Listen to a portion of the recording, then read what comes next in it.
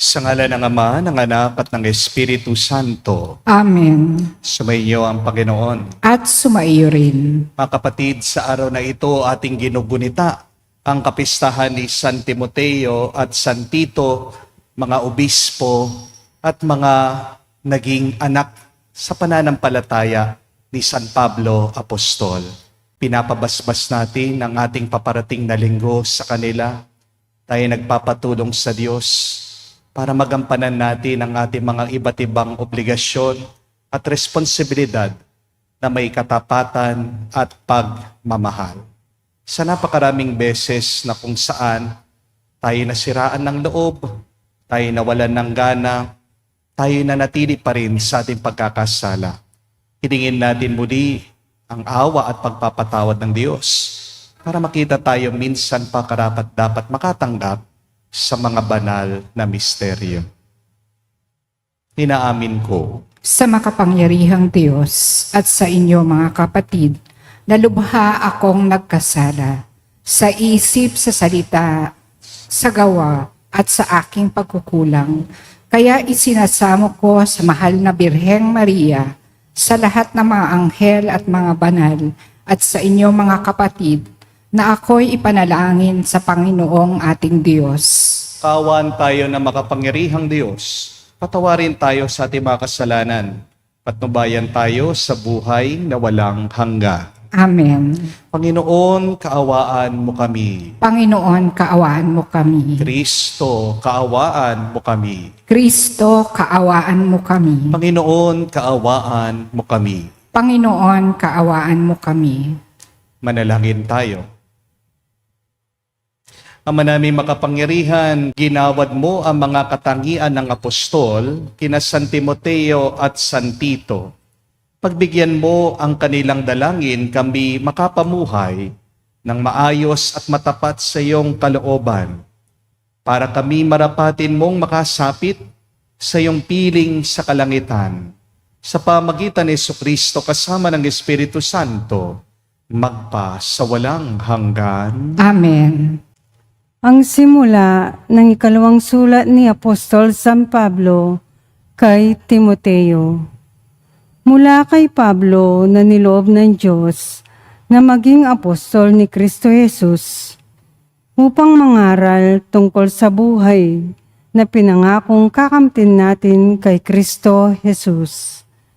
Kay Timoteo na minamahal kong anak, sumayo nawa ang pagpapala, ang habag at ang kapayapaan mula sa Diyos Ama at kay Kristo Jesus na ating Panginoon.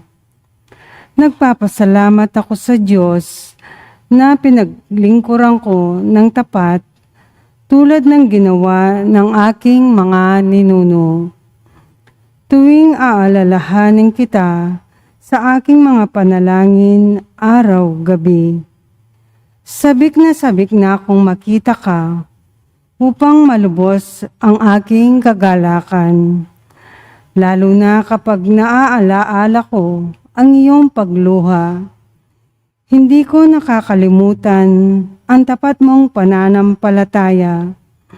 Katulad ng pananampalataya ng iyong Lola Loida at ni Eunice na iyong ina. Natitiyak kong taglay mo pa ngayon ang pananampalatayang iyon.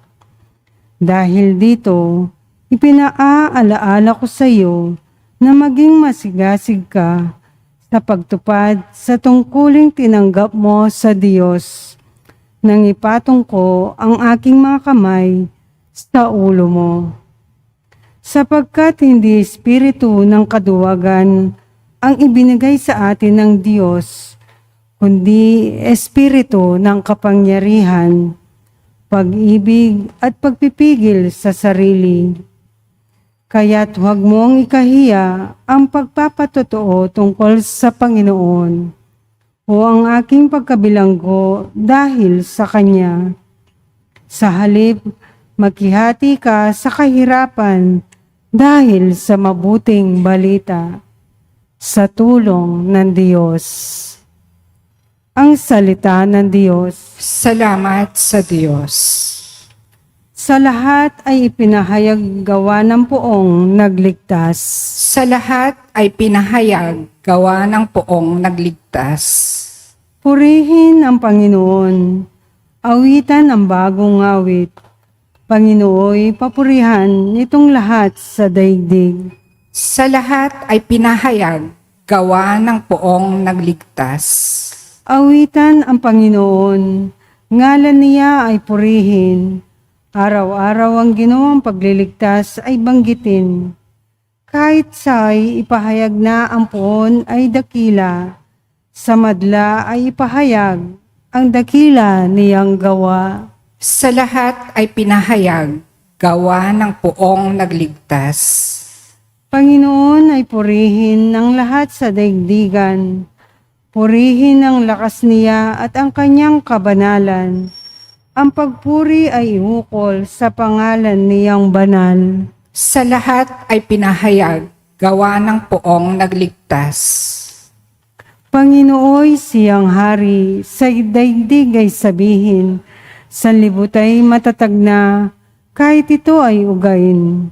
Sa paghatol sa nilikha, lahat ay pantay sa paningin. Sa lahat ay pinahayag gawa ng poong nagligtas.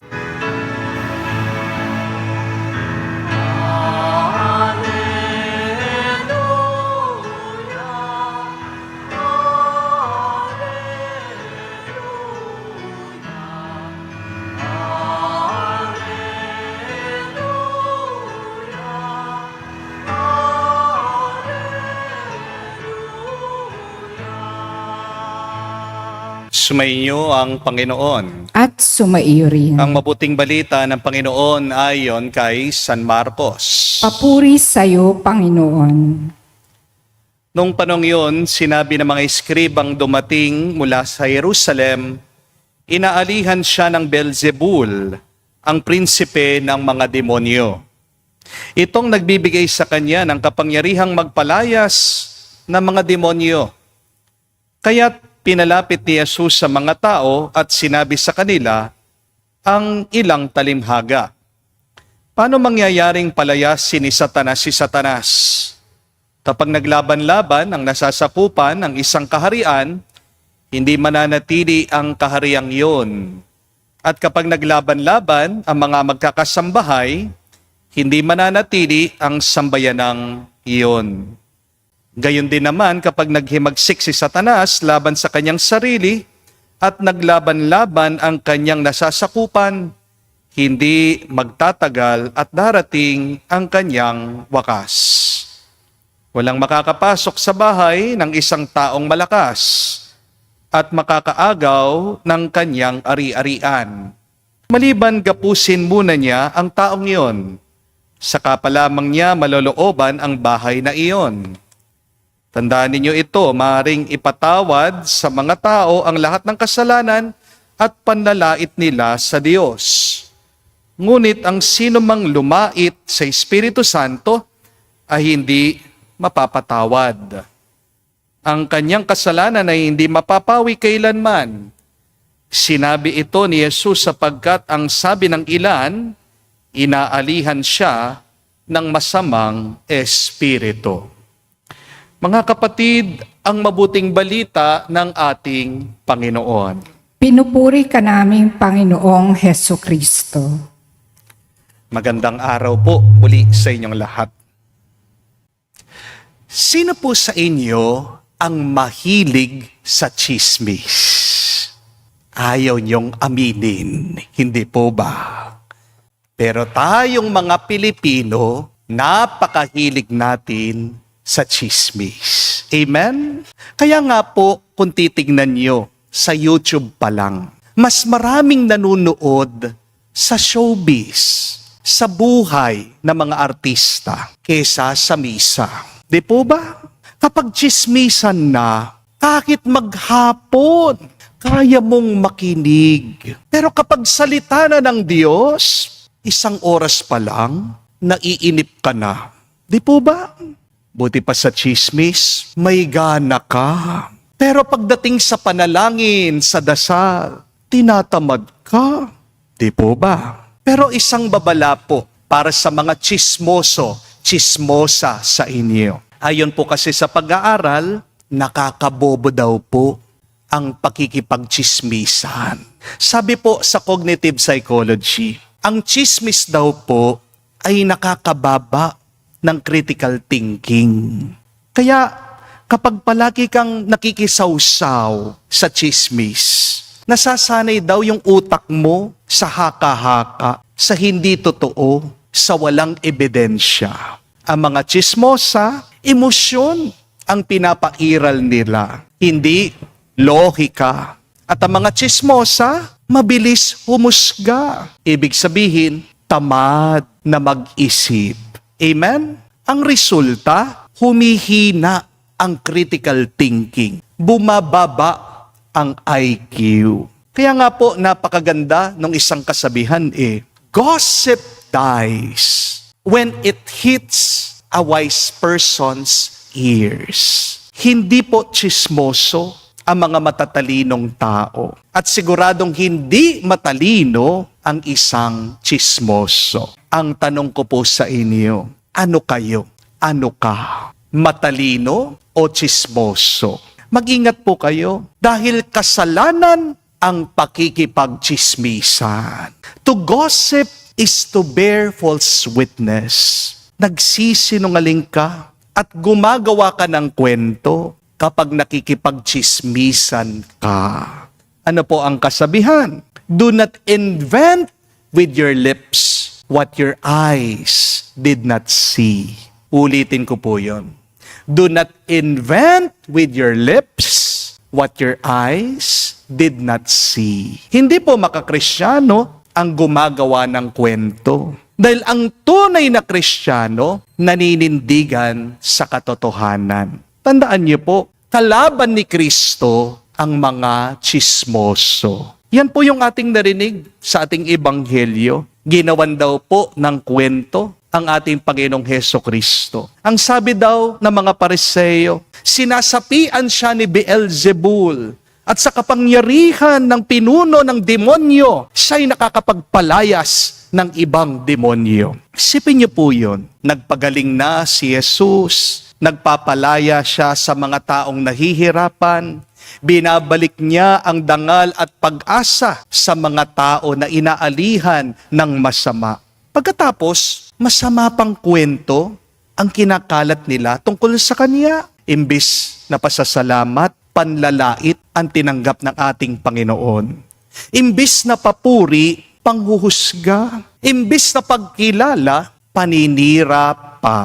Pero ano ang mabuting balita? Hindi nagpasira ang Panginoon sa paninira ng iba. Mga kapatid, mag-isip tayo ng mabuti bago tayo makipagchismisa. Kasi hindi mo lang nasisira ang mabuting pangalan ng iba sa iyong pagchichismis. Kapag nagchichismis ka, nasisira mo din ang mabuti mong pangalan. Amen? There is no honor in gossiping, and there is no grace in spreading rumors. Unawain mo, ang paninira mo sa iba, babalik din sa iyo. At minsan, mas malala pa, mas grabe pa. Amen? Ano po ang sabi? Napakaganda ni San Agustin. Ang sinungaling na dila ay pumapatay ng kaluluwa. Wow! Ang ganda pong paalaala, no? Ang sinungaling na dila ay pumapatay ng kaluluwa. Ibig sabihin, kapag nagchichismis ka, nadadamay din kawawa ang iyong kaluluwa. Kaya kapag nakakarinig tayo ng chismis, tumahimik na lang tayo. Umiwas tayong makinig. Have no interest in gossips. At kung chinichismis man tayo ng iba, gayahin natin ang ating Panginoong Hesukristo. Huwag tayong papatol sa mga nagchichismis, sa mga naninira sa atin. Amen? Tingnan niyo po si Jesus. Hindi niya minura ang mga eskriba, hindi siya nakipag-away, hindi siya nagwala, hindi siya gumawa ng eksena. Sa halip, nagturo daw siya. Dahil alam ng ating Panginoong Hesukristo, ang chismis ay hindi natatalo sa sigaw.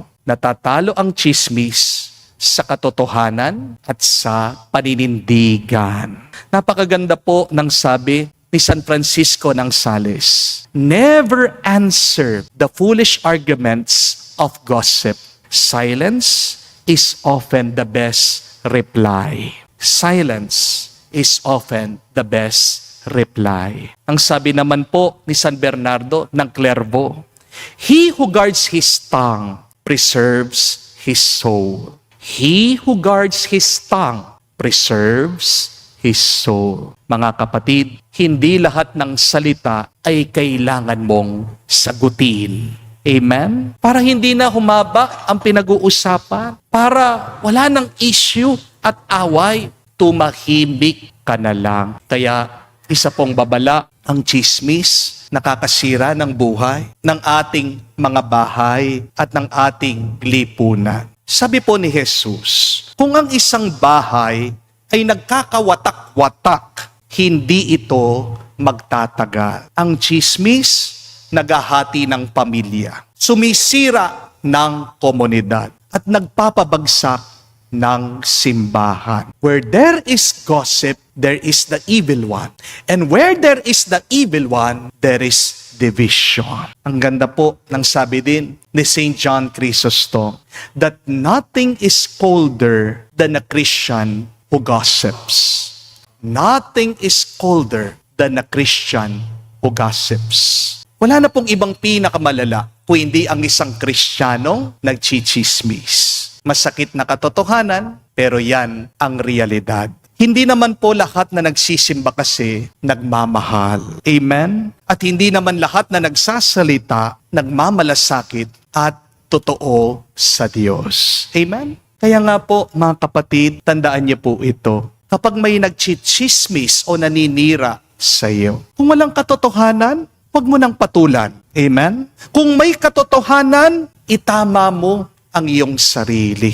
At kung masama man ang kanilang intensyon, tumahimik ka, ipagdasal mo sila, at bahala na ang Diyos sa kanila. Dahil hindi ka pababayaan ng Diyos na masaktan, hindi ka pababayaan ng Diyos na sirain ka ng iba, lalong-lalo na kung malinis ang iyong konsensya. Amen? Sabi po ni Padre Pio, the devil is very happy when he can make people talk instead of praying. Kailan daw masaya ang demonyo? Kapag ang mga tao salita ng salita, dahil ibig sabihin, wala na silang oras para manalangin at magdasal.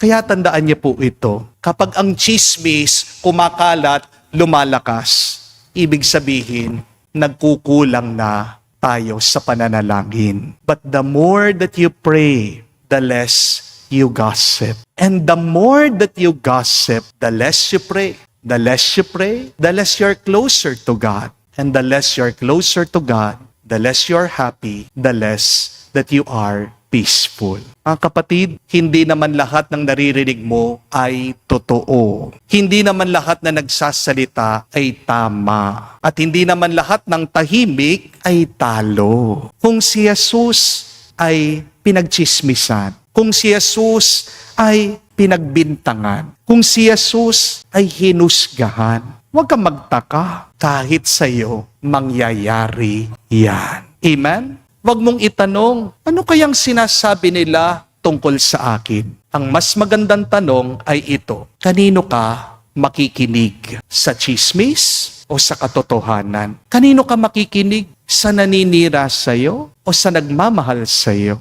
Sinong pagkakatiwalaan mo? Ang tao o ang Diyos? Harinawa, piliin natin ang katotohanan. Maging bingi tayo sa chismis o paninira ng iba. Pag sa Diyos ka nakikinig, may kapayapaan ka. At diyan mag-uumpisa ang isang mapayapa at masayang buhay. Amen.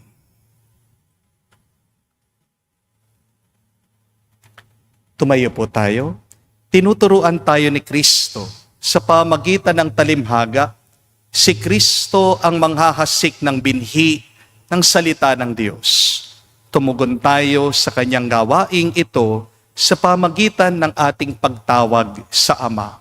ating sabihin, Panginoon, dinggin mo kami. Panginoon, dinggin mo kami. Ang simbahan sa daigdig, naway maging tulad ng mayamang lupa na nagbibigay bunga ng tig-100 ani. Manalangin tayo sa Panginoon. Panginoon, dinggin mo kami. Ang mga pinuno ng mga bansa, naway mamuno sa pamamaraang kaaya-aya sa Diyos at sa kanilang nasasakupan. Manalangin tayo sa Panginoon. Panginoon, dinggin mo kami.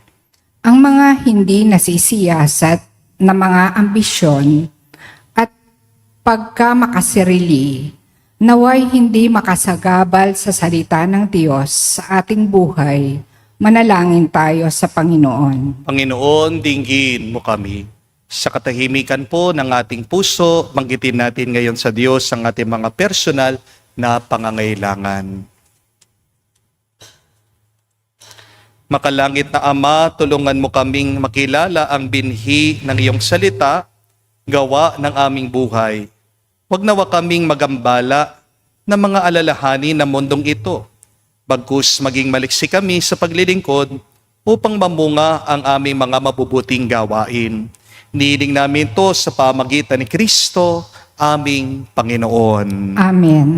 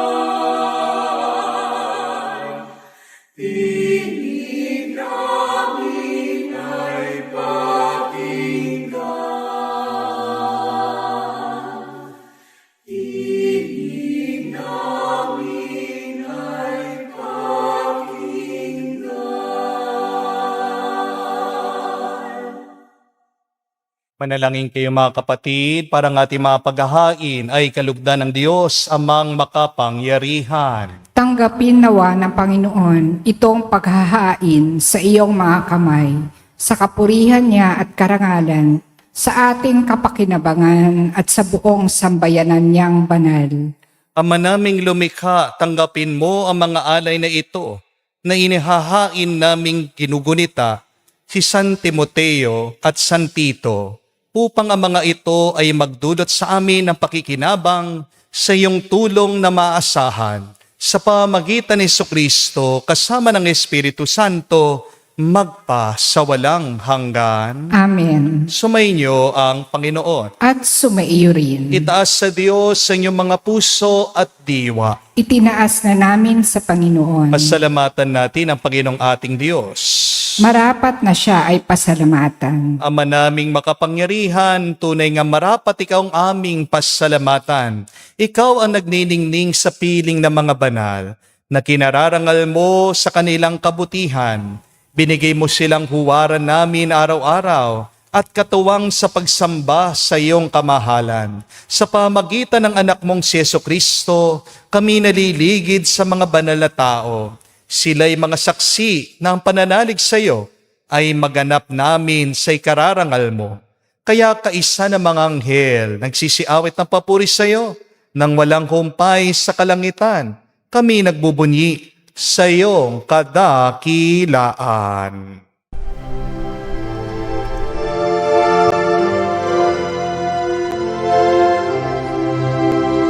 Santo, Santo, Santo, Panginoong Diyos makapangyarihan, napupuno ang langit at lupa ng kalwalhatian mo. Hosana sa kaitaasan, pinagpalang na paririto sa ngalan ng Panginoon. Hosana sa kaligtasan.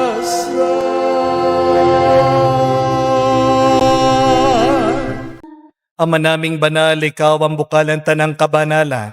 Kaya't sa pamagitan ng iyong Espiritu, gawin mong banal ang mga kaloob na ito upang para sa amin maging katawan at dugo ng aming Panginoong Heso Kristo. Bago niya pinagtiisang kusang loob na maging handog, hinawakan niya ang tinapay, pinasalamatan kanya, pinaghati-hati niya iyon, inabot sa kanya malagad at sinabi, "Tanggapin ninyong lahat ito at kanin.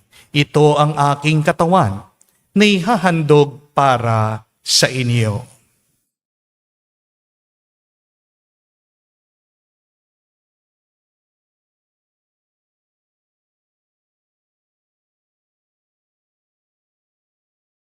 Gayon din naman na matapos ang hapunan, hinawakan niyang kalis. Muli kanyang pinasalamatan. Nabot niya ang kalis sa kanyang malagad at sinabi, "Tanggapin ninyong lahat ito at inumin. Ito ang kalis ng aking dugo, ng bago at walang hanggan tipan. Ang aking dugo na ibubuhos para sa inyo at para sa lahat, sa ipagpapatawad ng mga kasalanan. Gawin ninyo ito sa pag-alaala sa akin."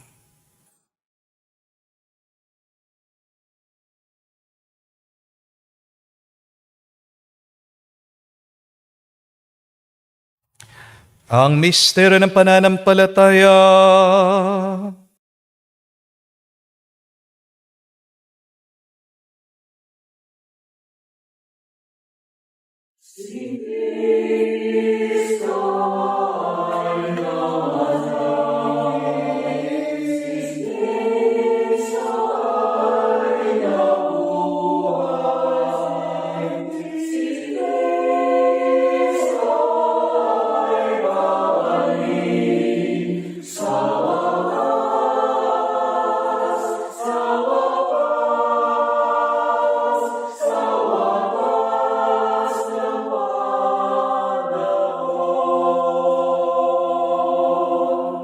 Ama, ginagawa namin ngayon ang pag-alaala sa pagkamatay muling pagkabuhay ng iyong anak.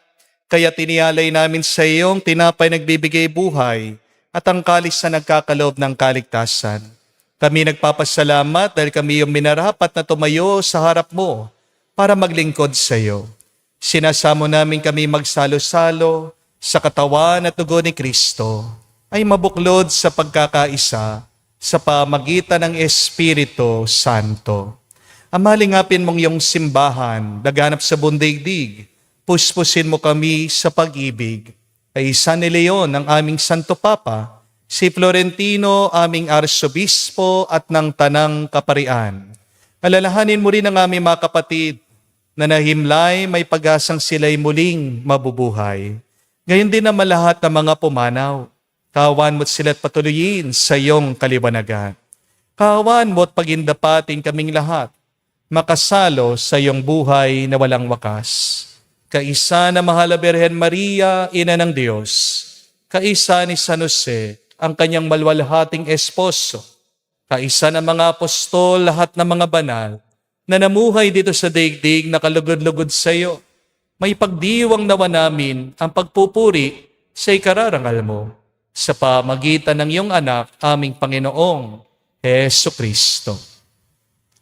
Sa pamamagitan ni Kristo, kasama niya at sa Kanya, lahat ng parangal at papuri ay sa iyo, Diyos Ama, makapangyarihan, kasama ng Espiritu Santo, magpasawalang hanggan.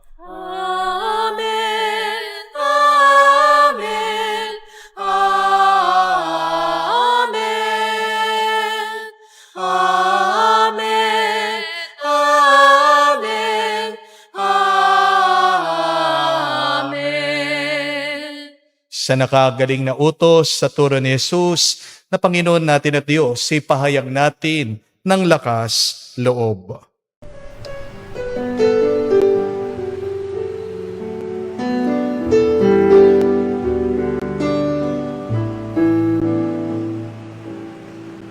Ama namin, sumasalangit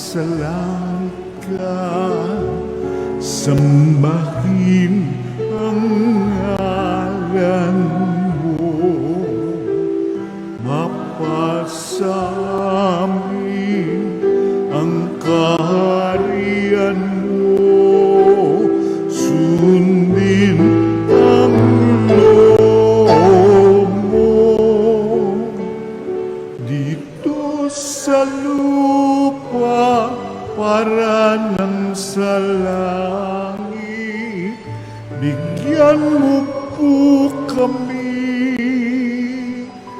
ngayon ng aming kakanin sa araw-araw at patawarin mo kami sa aming mga sala para ng pagpapatawan namin sa nagkakasala sa amin. At huwag mo kaming ibang dulot sa tukso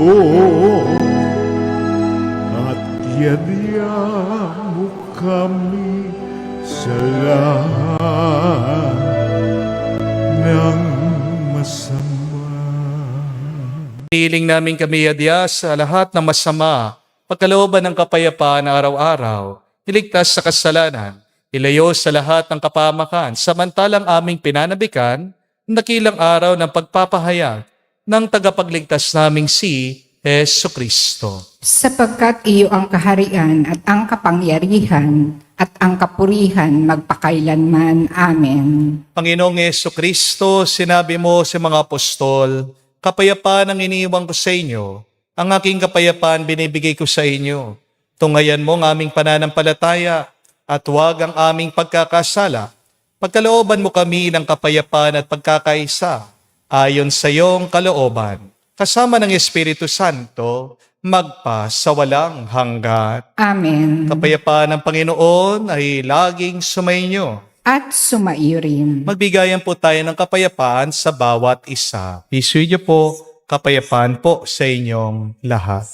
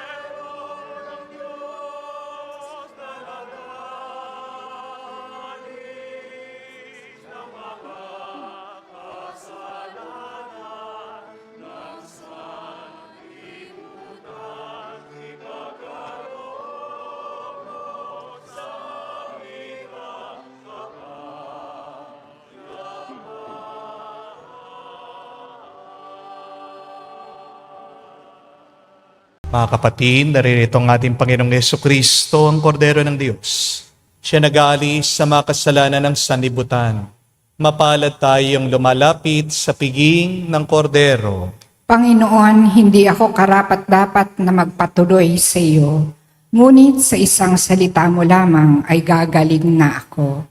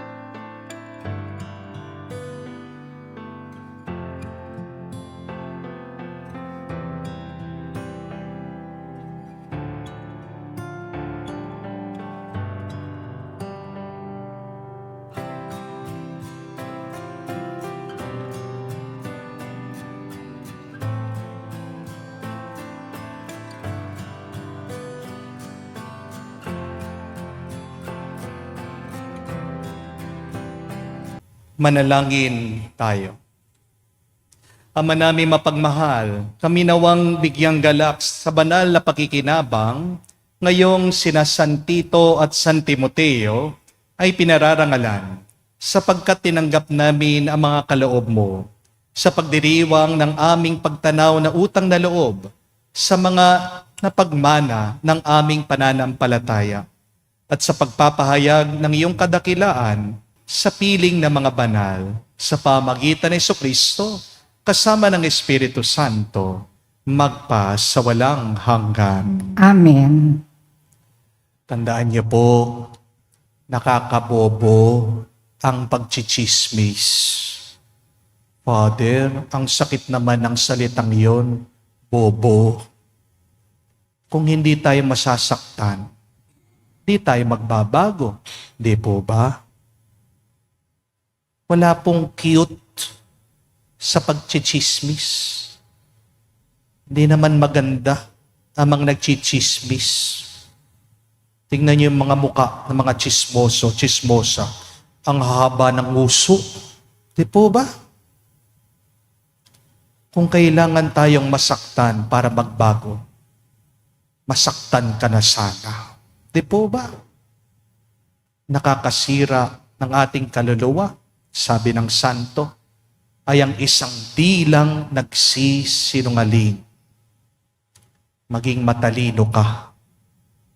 Ang kasabihan, kapag ang chismis ay dumapo sa tenga ng matalino, ito ay namamatay. Mga chismoso, chismosa, kaaway ng Diyos. Dahil ang mga chismoso at chismosa ay nagkakalat ng kasinungalingan. Sinong Diyos na ating sinasamba? Siya ang Diyos ng katotohanan. Amen? The devil wants us to keep on talking so that we will stop praying. Mga kapatid, kung manchismoso, chismosa ka, humingi ka ng awa, ng tawad sa Diyos. Tigilan mo na. Mas dagdagan mo ang pananalangin at pakikinig at pag-unawa sa iba. At kung ikaw man ay biktima ng pagchichismis, at kung ikaw man ay biktima ng chismis o paninira ng iba, kung hindi totoo, hayaan mo sila. Kung totoo, magdasal ka na magbago ka. Kung nasasaktan ka, pagdasal mo yan sa Diyos. Manatili tayo sa katahimikan. Bawal munang makinig sa chismis ng iba. Kung gusto mong maging mas pinagpala ang buhay mo, mag-focus ka sa mga panaginip, pangarap mo. Kung gusto mong maging mas blessed ka, sundan mo, mas makinig ka sa kagustuhan ng Diyos. Ang mga chismoso, chismosa, hindi pinagpapala. Amen? Kaya nga, magsumikap tayo na mabuhay sa katahimikan. Pagtahimik ang buhay mo, mas payapa ang iyong mararanasan. Sumainyo ang Panginoon. At sumaiyo rin. At kayo'y pagpalain ng Diyos, makapangyarihan sa lahat, sa ngalan ng Ama, ng Anak, ng Espiritu Santo. Amen. Ang ating misa ay natapos na. Humayo kayo sa kapayapaan ni Kristo. Salamat sa Diyos. Nuestro Padre Jesus Nazareno, sinasamba ka namin. Pinipintungo ka namin. Aral mo ang aming buhay at kaligtasan. Nuestro Padre Jesus Nazareno, iligtas mo kami sa kasalanan. Ang krus mong kinamatayan ay sagisag ng aming kaligtasan. Nuestro Padre Jesus Nazareno, dinarangal ka na amin. Nuestro Padre Jesus Nazareno, nilulwalhati ka namin. Nuestro Padre Jesus Nazareno, dinarangal ka namin. Nuestro Padre Jesus Nazareno, nilulwalhati ka namin.